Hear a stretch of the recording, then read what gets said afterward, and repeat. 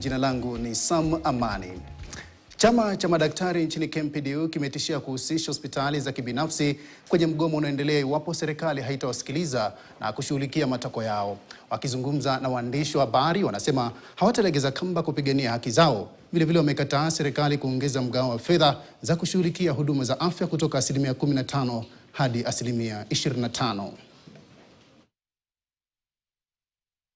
They will not be in those hospitals even if there's no work for them. They will not be in the university even if there's no work for them. And also they will not be in their private facilities to offer services. So therefore we are in the process of escalation of the strike.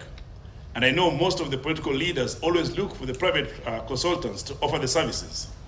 They've said these issues that we have here are issues for all doctors.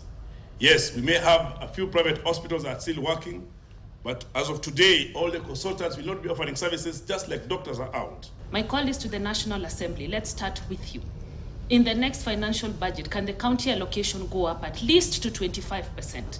Because as long as counties are not facilitated, they're not going to be able to employ medical officers and consultants to provide the service. National government, you need to stop playing these games. It is time to give people what they elected you to give them. Healthcare, education, security.